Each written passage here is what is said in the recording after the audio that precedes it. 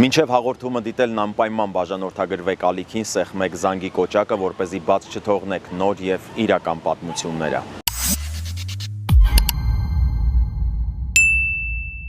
Ողջույն, այսօր խոսելու եմ 20-րդ դարի ճանաչված ու սիրված դուդուկահար Վաչե Հովսեփյանի մասին։ Նորքեցի Վիրաբենց գալուստի մեծ գերդաստանն այն նպաստավոր միջավայրն էր, որտեղ Վաչեն պիտի ձևավորվեր որպես արհեստավարժ երաժիշտ։ Ամեն ինչ սկսվեց Նորքի բարձունքից։ Այստեղ առաջին անգամ լսեց Նորքեցի Ենոքի շվիի ու Մացոյի կլարնետի ձայնը։ 7-8 տարեկան էր, երբ գործիքները ձեռքն առավ, չիմանալով, որ փայտե այդ կտորին հետո պիտի շունչ ու հոգի տար։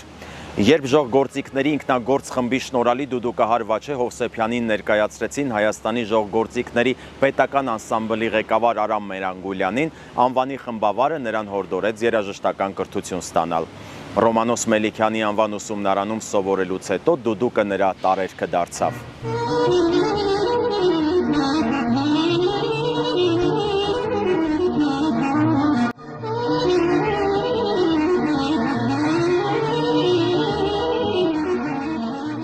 Վաչե Հովսեփյանը համարվել է 20-րդ դարի մեծագույն դուդուկահարներից, նրա հեռակաուսուցիչը եղել է Կարո Չարչօղլյանը։ Վաչեն ժամերով լսել է նրա նվագն ու երազել հանդիպել վարպետին։ Վաչե Հովսեփյանը միշտ ասել է, որ դուդուկի արվեստին տիրապետելու համար պարտական է Չարչօղլյանին և Լևոն Մադոյանին։ Դուդուկը յուրաքանչյուրի սրտում խոսեցնողը չէր կարող իր սրտի երգը չունենալ, նրա հեղինակած երգերում անսահման է հուզականությունը։ Տերյանի էստոնականի բառերով գրված «Վերադարձիր» երգն առաջին անգամ փորձել է մասնագիտությամբ նաև երաժիշտ որդու Վահեի հետ։ Նրա հայտնի ու սիրված գործերից են «Երեկ նուք», «Դու մնա հավերժ», «Ես ամենքի դեմ սիրտս բացեցի», «Հավլաբար», «Սիրուն ես դու քնքուշ ու բարի», «Ուր ես սիրելիս», «Ջանֆայտոնչի», «Իմ գարուն» և այլք։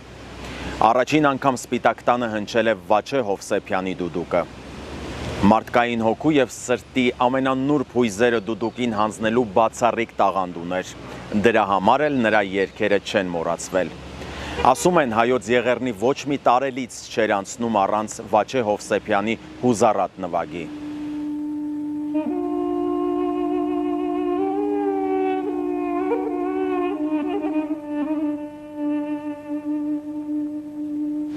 Ընտանիք սիրող մարդ էր, նրա հետ և հեշտ էր և դժվար, սիրալիր էր, բարի, բայց և խիստ պահանջկոտ, անզիջում, բայց և հանդուրժող։ Մի խոսքով ծայրահեղությունների մարդ։ Ասում են վայելք էր Վաչե Հովսեփյանի սեղանակիցն ու ընկերակիցը լինելը։ Համով, հումորով, դիպուկ խոսքով, հետաքրքիր զրույցներով լցնում էր երեկոն։ Պատմում են, որ 40-ամյակին Նորքի նրա տանը հավաքվել էին գրողներ, նկարիչներ, դերասաններ ու յուրաքանչյուրն իր ոլորտից է խոսել։ Հանկարծ կանգնել է ու նուրբ հանդիմանել, թե հիմա իր ծնունդն է, թե գրողների կամ նկարիչների միության համագումարը։ Ներկաներն անմիջապես ծիծաղել են, իսկ Բաբկեն Ներսիսյանը բանաստեղծություն է կարդացել։ Վաչեն կրկին կատակել է, որ նոր հասկացավ, որ իր ծննդյան օրն է։ Պատմում են, որ սիմֆոնիկ նվագախմբի կլարնետահարներից մեկը մի օր դիմել է Վաչե Հովսեփյանին, թե վարպետ ջան, շալախոտ ինձ շատ է դուր գալիս, խնդրում եմ սովորեցրու։ Վաչեն էլ իրեն հատուկ հումորով պատասխանել է, թե սովորեցնեմ, բայց դու գիտես, որ իմ շալախոն Մենդելեևի աղյուսակն է, որ մտար մեջը հետո չես կարող դուրս գալ։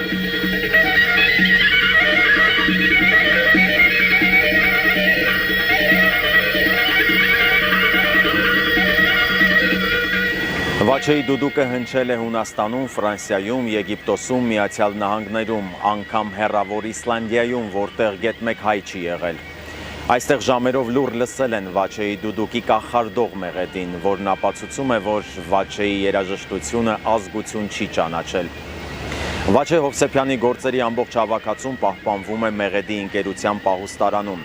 Լոս Անջելեսում Բարսեղյան ստուդիան Վաչե Հովսեփյանի գործերը ձայնագրել է սկավառակների վրա։ Վիլյամ Սարոյանն այն լսելիս ասել է. Վաչեի երաժշտությունն աղոթք է,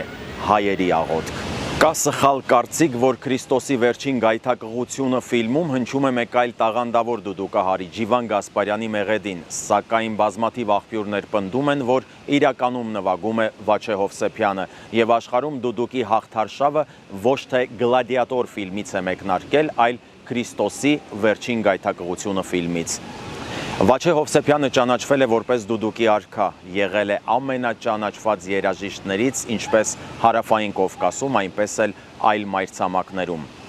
Երևան ստուդիան նվագում է Վաչե Հովսեփյանը կարճամետրաժ ֆիլմ է նկարահանել վարպետի մասին։ Պատմում են, որ ինչպես հայերն, այնպես էլ այլ ազգի ներկայացուցիչները եկել են Վաչե Հովսեփյանի տուն նրա կախարդական երաժշտությունը լսելու։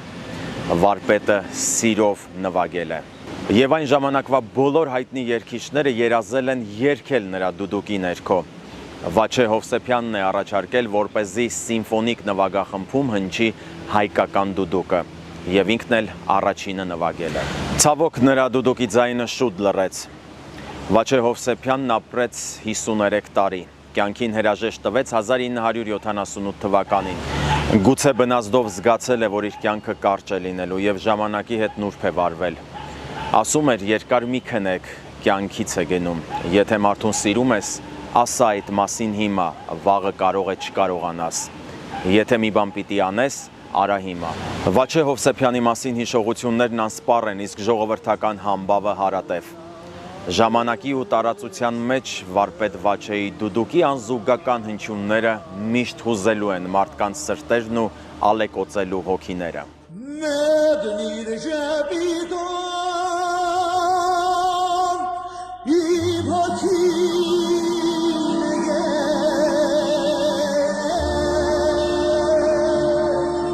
Չմոռանաք բաժանորդագրվել ալիքին, հավանել տեսանյութն ու մեկնաբանություն թողնել։